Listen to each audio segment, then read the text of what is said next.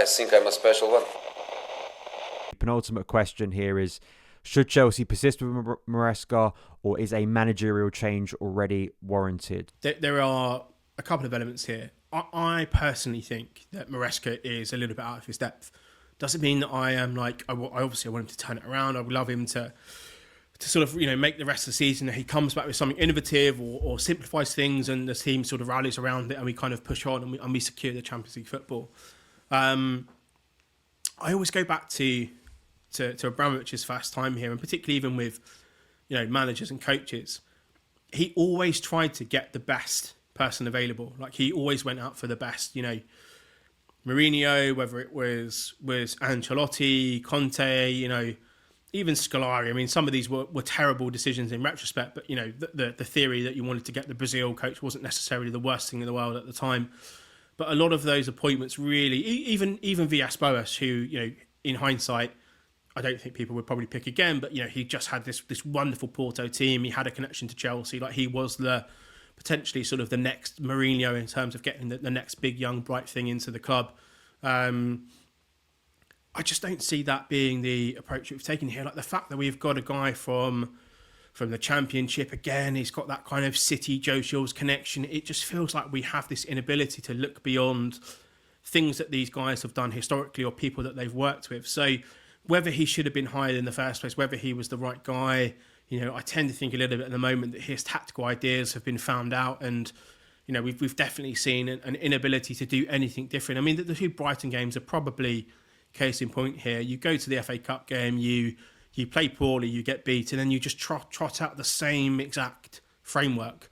A week later, some slight personnel changes, but exact same, and you're expecting different results. And I don't have to go into sort of old cliched sort of phrases about, trying the same thing over and over again, expecting different results. Everybody knows that you don't try the same thing. You're not just smashing your head against a brick wall and eventually hoping that it's going to, it's going to be a breakthrough. I would like to see some innovation. I would like to see him try some different things or be a little bit more inventive. But I just think at the moment he's out of his depth. And if we're in a scenario where the club finally realise that the guys running the show, particularly when it comes to recruitment, the player side, the sort of structural philosophy of the club, the kind of the Brighton mafia, and if they're kicked out of the club, then I think Maresca probably has to follow because he's their guy. And it's not really a personal thing against him either. Like, he seems like a perfectly pleasant bloke. Like, he's not like somebody that I'm vitriolic against in terms of things he's saying, but he just has that kind of loser mentality in press conferences, and whether that's being emboldened or, kind of suggested that the things he's saying is fine from those above him is a different question. But coming out of the FA Cup and just being like, it means we can focus on the league and we can focus. I mean, those aren't words that you would ever associate with a Chelsea manager. Like, as fans, for over 20 years, we have demanded the best out of every single competition that we are in. We've always wanted to get to a cup final. We've treated the League Cup with respect. We've wanted to be, in the FA Cup final. We've wanted to do as well as possible in Europe. We wanted to do as well as possible in the league. Like, we've wanted these things. And to have a coach come out and just shrug his shoulders and go, on to the next one, and not even in a particularly kind of like Belichickian sort of New England Patriots, like onto Cincinnati kind of famous quote that he had in American sports, where he was genuinely annoyed and just wanted to get on to the next game. It was just like we're back to the league, and we can focus on the Conference League. And that mentality thing is probably where I started to get a little bit a change of opinion on him. I've not been a huge fan of the tactics. I don't like all this positional play, tactical coaching stuff. Like, it works to an extent, but ultimately, if you've got good players, you have to put them in a framework, like a little bit like Real Madrid. Great players, you put them in a framework, you give them some structure, but ultimately you've bought them because they are meant to be the best of the best in their position, and they can make the decisions, and they should play the game how they see it, when they see it, and make those choices dependent on what the situation is, not based on a preconceived set of instructions that you have to execute, like a sort of a training manual as you're playing the game. He's unfortunate. I think he's come in at a position where that sort of style of football seems to be dying a bit of death, and teams are now starting to look at different ways of doing things. The rise of Forest, kind of success of Villa under under Emery, where he's got a lot of simplified structure in place. A lot of these teams that have come in, and then on the flip side, those promoted teams, we've mentioned Southampton a few times here, but they are basically the embodiment of a style of football that if you don't have the Barcelona team or the City team or the budget of Bayern Munich, like, you are going to basically be Southampton, where you just get smashed to pieces being asked to play a style of football that potentially works on the PlayStation now, but probably nowhere else in terms of the ability to execute it. So, I think from that perspective, probably poor timing. But I would be disappointed if he is here next season, because the style of football that I would want Chelsea to go back to, the style of play, the way that I want to see Chelsea playing, 4-3-3, width, pace, power in midfield, power at the back, like dominating, like presences all across the pitch, clinical players, ruthless players, like shithousery, all of these sorts of things that I love about like previous Chelsea teams. I just can't see Maresca being able to deliver. So potentially for me, like I think he might be a one and done, and kind of relating it back to like final point on Maresca, relating it back to some stuff I said a little bit earlier. He has, I think occasionally or on a number of occasions, come out and said one of the sort of the ways that he's being judged is on improving the players. And I think at this point, what are we, like February now, Daniel? Like, I can't really point to anyone in this squad that has markedly improved under his tutelage. And in fact, I saw somebody posted a radar of Malo Gusto's kind of metrics from last season and this season, and like the regression is crazy. Like the way that he has changed him into a much worse player by virtue of his tactics is insane. So from a coaching standpoint, I don't think he's changing. I don't think he's really challenging or improving players. And from a tactical perspective, I actually think what he's doing benefits maybe one or two players in the team, but those one or two players are not the players that are going to win you football matches or are going to be difference makers as well. So he's actually inhibiting players with his tactical choices. So, I've kind of got to the point where I'm like, if he goes, he goes. If he stays, then I don't have a lot of hope that there are going to be things are going to be different in the future as well. So probably at this point, I'd like to see some different ideas and a different approach moving forward. I don't know whether the sporting directors or the club are going to be like that as well. I completely agree. I mean, the way I sort of felt about the summer was that in so many ways across the squad and the coaching is that we'd regressed. We got weaker. And I find it quite weird when I hear analysis of Maresca that he was kind of this innocent bystander who just fell from the sky and has been put in this terrible situation.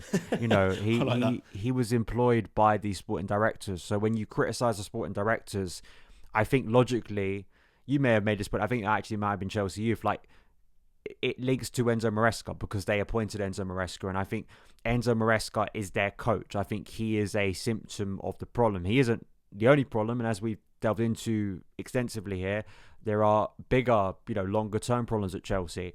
But I agree with you that I can't see him, because I also don't think he's got the character about him too. That might seem quite simple, but it's something that I've been thinking a lot about recently, that since Clearlake have come in, all the things we talked about of why fans feel disconnected, but I think another thing is they fail to grasp the type of coach that connects with Chelsea fans.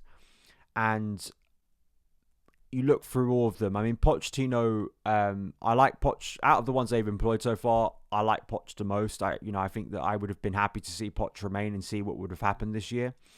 But you can't say any of the coaches in the Clearlake era have connected with fans, and they have been passionate, kind of confrontational, forthright personalities that inspire supporters behind them.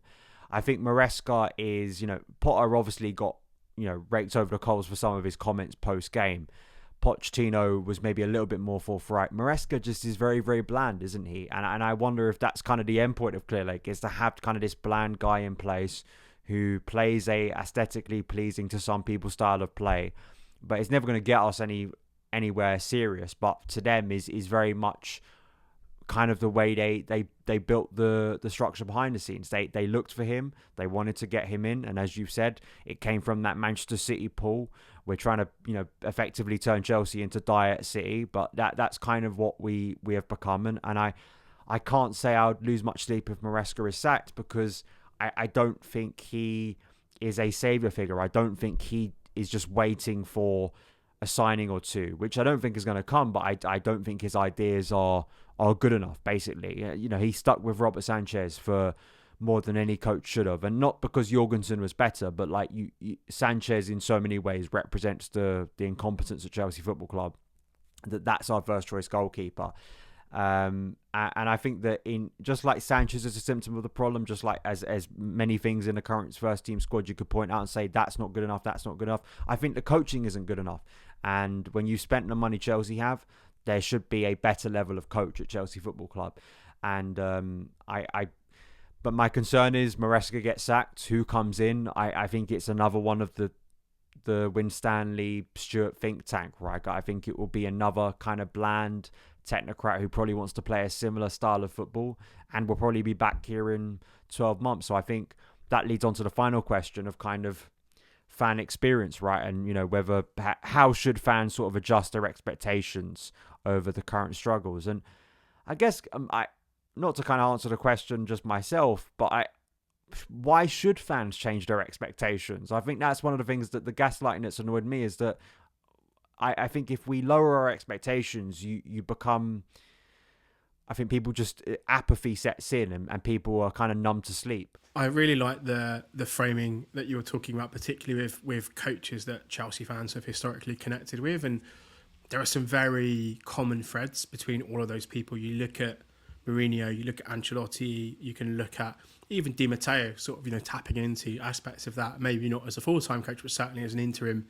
Antonio Conte, Thomas Tuchel, there are threads amongst these guys here that Chelsea fans resonated with. And I think a lot of it, again, is that willingness. And I love using this term because I think it describes the club perfectly, but that sort of counter kind of cultural position that Chelsea have often kind of taken in football for me is the way that we kind of position ourselves. We are that kind of villain or anti-hero kind of character in football. And we have had great success by being incredibly well organised as a defensive team, full of physical, powerful players, being absolutely ruthless, like turning up to, like, with all due respect, teams like Brighton just turning up and just slapping them in second gear, 2-3-0 win, getting back to like Stamford Bridge as quick as possible and getting on with our weekend. Like, that is the mentality that we've had when we've been super, super successful. And, all of these coaches, different backgrounds, different playing styles, but that common, like, aggressive, sort of intensive way of playing football,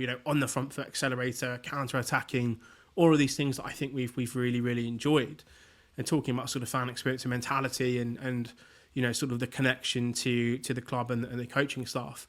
Potter absolutely didn't have that. Pochettino, I think, was kind of getting there a bit. As you say, definitely the best coach that the guys have hired so far. And Maresca being probably the biggest regression back to, as you say, that kind of vanilla, stale yes man that they have probably wanted since day one. The question and the concern that I always have now is which coach who has that kind of personality and that kind of forthrightness and who will come in and say, actually, guys, this squad, it needs a hell of a lot of work for us to get to where we need to get to, and different profiles and all this sort of stuff here. In an ideal world, I would love Diego Simeone to come to Chelsea and just see what he could do in terms of that kind of style there, or some sort. Why can't we get like a Simeone like disciple? There's got to be one probably now. He's been around long enough. There's got to be one that we could nick that has that kind of edge to the style of play, like something like that fans would buy into. And the second half, really, second point really of this question, as you say, I don't think we should be changing our expectations here, because as soon as you start accepting that this is the new reality and sort of the new kind of normal situation that we put ourselves in, then that perspective that I was talking about earlier, where Badal is looking for that kind of 4th, 5th place team, like enough to make a bit of money on the club after 10 years, that makes it easy for him to sort of, live in that reality, because people, you see it now to people talking about 4th and 5th like it's an achievement. Don't get me wrong, I want to be in the Champions League, but I'm not going to be sitting there at the end of the season opening the champagne, downing a few beers, talking about how well we've done this season. I'll be looking again, like I have done for 10 years, looking at the top of the table, thinking, God, we're 10 wins away from being competitive with this standard of football in the Premier League, or where we need to win another 8 games next season to get near them. This reduction of standards, you can talk about the decline in the Roman era, and I've said this before. Like I've been vocal about it in terms of players, in terms of squad composition, in terms of all of the things that you want to talk about, and I've been talking about it for a very, very long period of time. But third, fourth, third, I think, were the final couple of finishes in the Abramovich era, and they were quite comfortable. We weren't ever really, I think, that big of a threat of not finishing in those positions. Maybe one of them was under Tuchel. But the ambition, I think, probably then was we needed a little bit of a rethink and a refresh of the squad. We needed probably somebody come in who had a better ability to spot talent than Scott McLaughlin at the time. And we needed probably, again, all of the destabilisation with Roma not being allowed in the country and all this kind of stuff here. We probably just needed a little bit of period of refocusing. It was evolution, not revolution, that we needed, I think, to kind of re-energise and sort of recatalyse or catalyse the team again to sort of start going and being a team that was capable of competing in two competitions again. Because even under Abramovich, if we weren't competitive in the league, we would typically have deep cup runs. We would have a deep European run. There would still be things to look forward to. The ideal situation, obviously, and where we want to get back to is, deep run in the Champions League with a really, really good push at the title, top two, whatever it's going to be. Those are the sort of benchmarks that I have for what is a good Chelsea team. A good Chelsea team is competing with Liverpool. Maybe we win the league, maybe we don't, but we're not 30 points away from them. And we're semi-finals of the Champions League, and you give that competition a real go. Those are for me, with always kind of the minimum things that I look for in a Chelsea side. And now it's out of the fourth round of the FA Cup, who cares? Or out of the fourth round of the League Cup, these kind of lowering of standards just because we've got a young team. Well, you've made the decision to buy a young team, so you can't fall back on that as an excuse. You have intentionally, very deliberately, lowered the age of the squad. You've bought this profile of players. You've bought all these lottery tickets. You've bought all these guys based on their quote unquote potential, and the result is that this is kind of where we've landed. So you can't lean back on that and say, well, we've lowered our standards because of the age of the squad, when you're the people that have actually brought the age of the squad into the question. So I think as fans, the only argument for lowering standards, Daniel, that I can think of is just for sanity. Because I find myself now every single game, and I think I probably dawned on me the past couple of weeks, the reason that so many of us feel so disenchanted and I find it very difficult to relate to the squad we have and care about individual players that are playing for Chelsea and playing on a shirt at the moment is because what I am expecting of the club and what I want for the club seems to be diametrically opposed to the messaging that is coming out of the club at the moment, which is, Champions League, maybe this season, hopefully next season, doesn't really matter about cup competitions. Let's try and win the third tier European competition, which is, we were teams in that ladder, towards the bottom of that group. I mean, they look like old Pro Evo kind of made up Master League teams. I would not be able to have picked out 20 of the teams and told you if they were real or not. So I'm not using this as a judgment of where the club are if we win that trophy. We should absolutely, given the level of spend, we should have walked that competition, or we should walk that competition. I'm looking at the league and thinking, this is the reflection of where we are and in terms of progress. So, in terms of standards, in terms of how we approach the club, I think it is almost on the fans now to maintain those standards, because there isn't really a player or a group of players within the squad that I think are, barometers for what I consider to be a strong Chelsea squad or have a real strong Chelsea mentality. Even some of the academy players, love Reece James, love Levi Cole, love the guys who have come through the club here, but Reece, unfortunately, for really, and I mean this in a really, really unfortunate way, just the injuries, and seems to be still working his way back to some semblance of consistency and form. Levi's had a little bit of a rough patch this season in terms of how he's playing. There are more that these guys have got to consider than trying to be sort of the benchmarks and the figureheads for the culture of the club.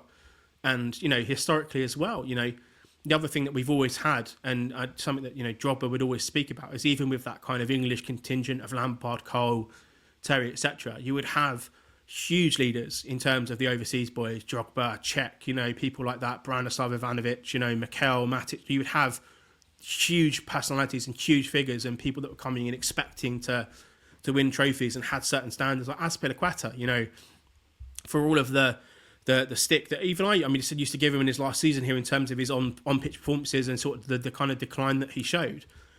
As far as I'm aware, he is really the last person who had any kind of semblance of literally bollocking people in training to make sure that people were putting in the required effort. And, this isn't in an attempt to dig out Cole Palmer, but I saw this thing he did with Zola on Sky Sports, and just the absolute lack of care of working on set pieces or doing extra after training, or, it's just not in these guys' mentality. So we almost need to import that a bit moving forward as well. But until you get players in that is part of their makeup of DNA, going the extra mile, doing the extra bits, spending the extra time in the gym, spending the extra time working on their set pieces, on their finishing, on their touch, whatever it might be after training, spending the hours and hours that are required to go from good to great.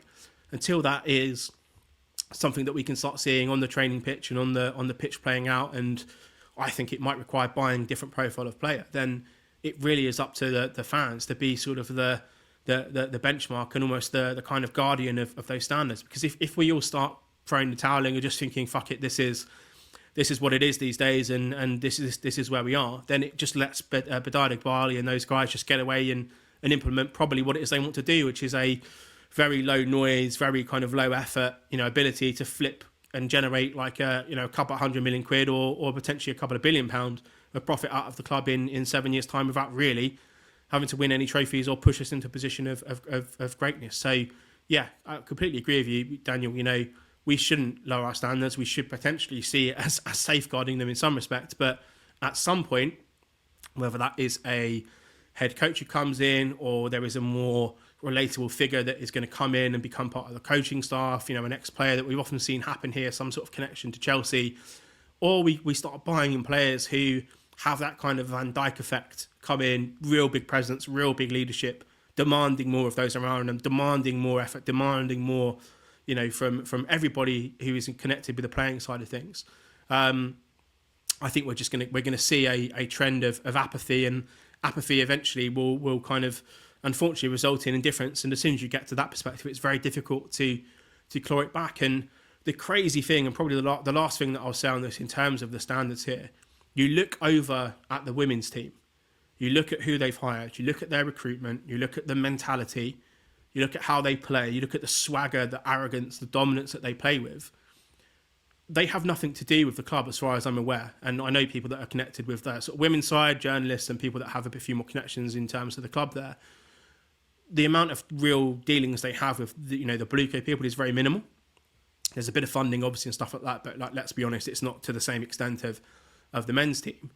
And yet they are the real last world-class unit that we have representing the club. Obviously at the academy it's slightly different. It has changed a bit with, again, this kind of Manchester Cityification of the academy and the way that they're trying to do things. So with with the coach of the women's team, with the squad of the women's team, with the recruitment of the women's team, that is how a Chelsea team historically have moved and should move. And it is crazy that we have a reference point for excellence and a blueprint for excellence under our noses, and yet we are ignoring it in favour of whatever this strategy that Blueco and Clear Lake and the two clowns running the show are trying to implement in the face of what obviously is working. And, it doesn't matter if it's women's football or men's football, the approach that the women's side have taken.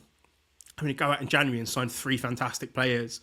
They're really pushing for the Champions League this season. They've gone out and gone probably the best coach in women's football, beyond Emma Hayes, obviously going to international football, but probably the best club coach outside of Emma. They've gone and got her in as the immediate replacement.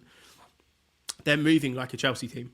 They act like a Chelsea team. Their players are arrogant, they are confident, they are physical, they are everything that you would want the men's team to be. And yet the men's team is the complete embodiment of probably Arsenal of back in the day, of what we used to think of Arsenal. Lightweight, sulky, downing tools whenever things go against them. Nobody dragging them back in the game. Lots of players that are hugely overrated by the fans, but that don't bear out in the reality or the performances.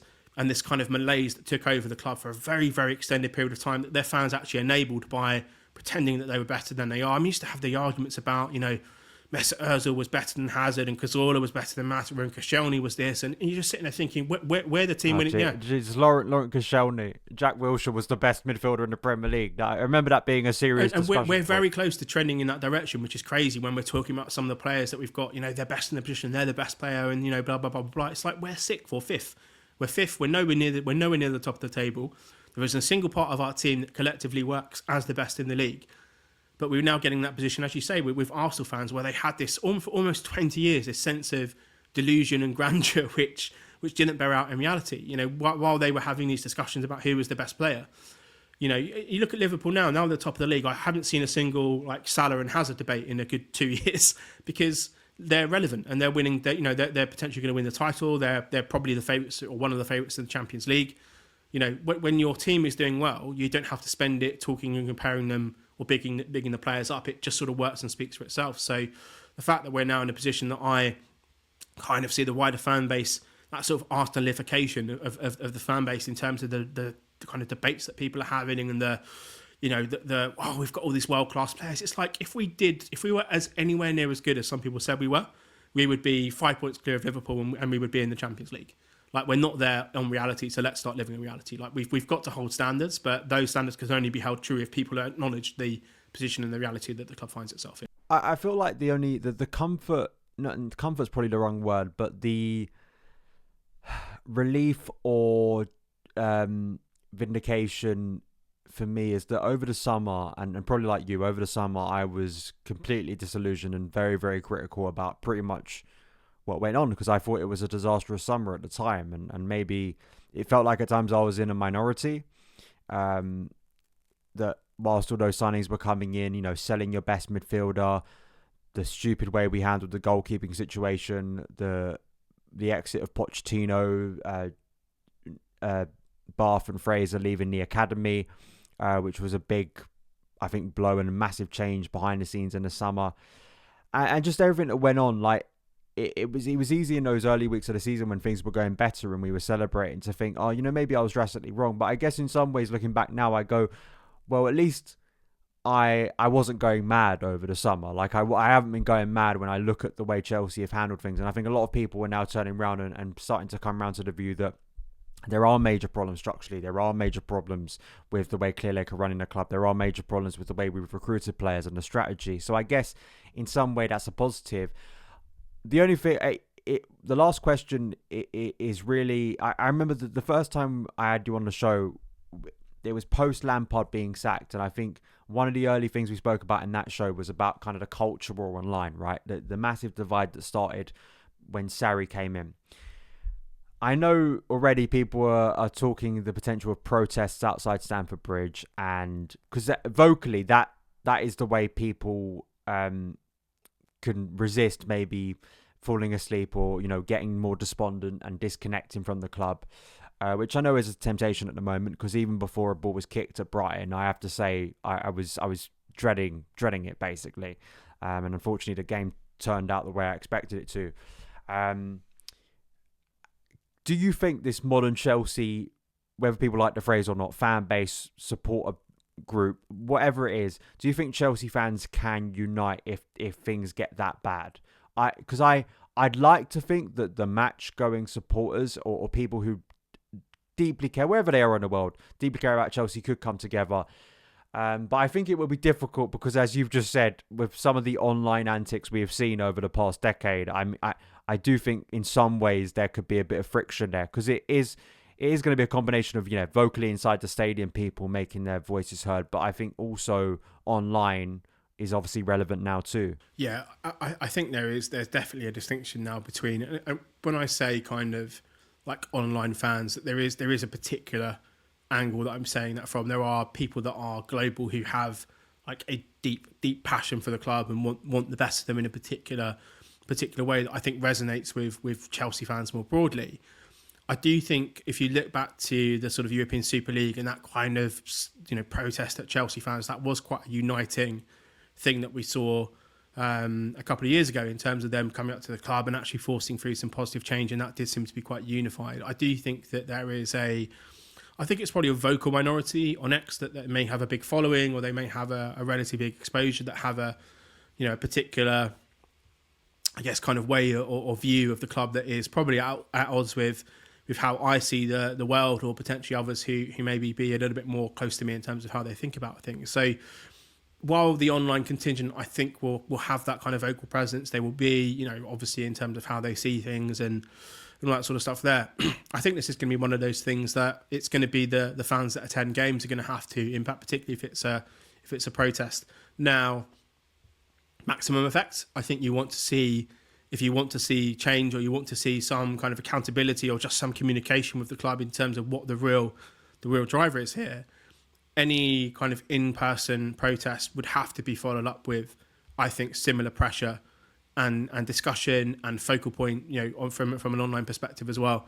Because again, 40 odd thousand people turning up to Stamford Bridge, if they all protest, that is a very small percentage of the global fan base in terms of people who support Chelsea. So, I know that there are lots of people who are similarly positioned in the way they think at the moment in terms of their sort of, I think, disconnection or how they feel, that sort of disconnect from the club, disenchantment, whatever sort of phrase you want to use there. And it isn't just a thing that is related to the proximity of how close you are to Stamford Bridge. So I think the stadium being vocal in grounds, being vocal around the ground, being very, I think, visible in terms of that kind of narrative and angle that these guys are trying to sort of push across and trying to get in terms of the Blue Co protests. I think that has to always kind of start from a fan-led perspective for those people that are fortunate enough to attend games and to be sort of in the vicinity.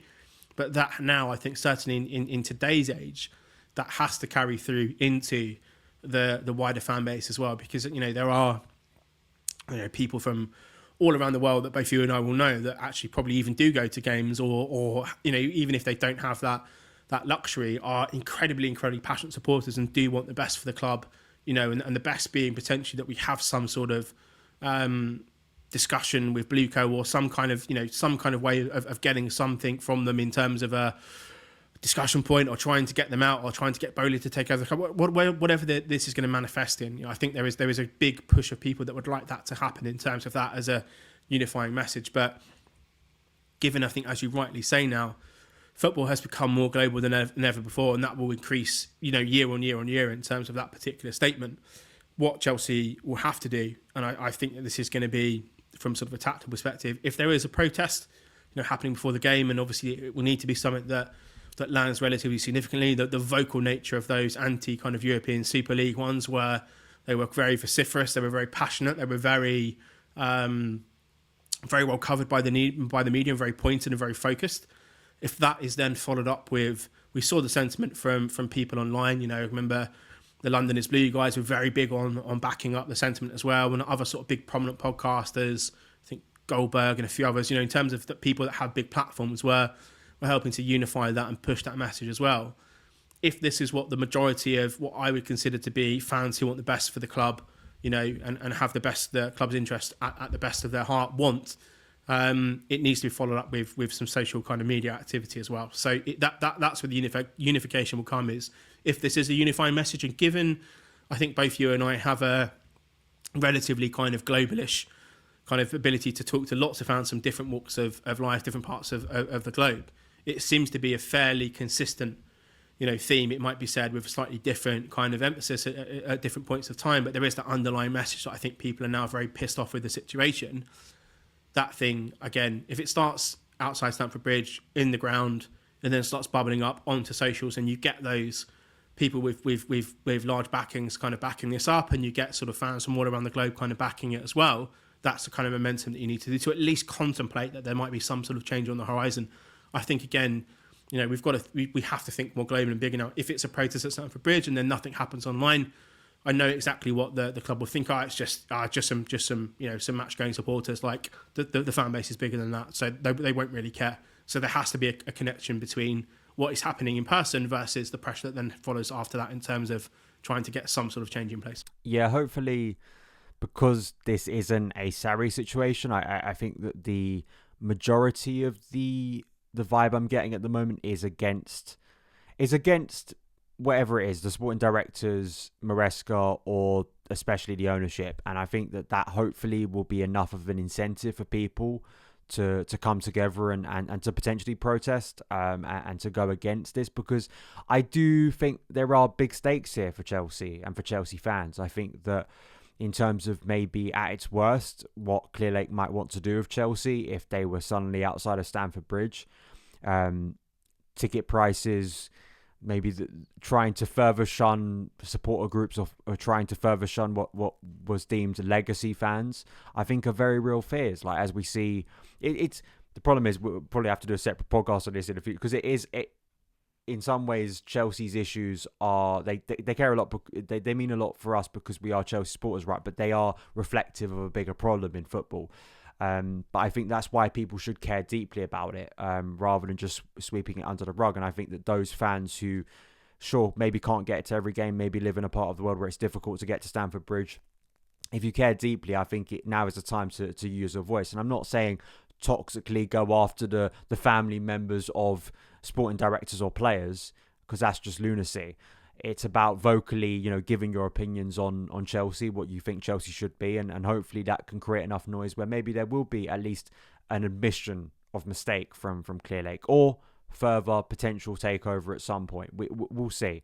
But I agree with you that it has to be unified in the modern age. But thank you so much, Joe, for taking the time.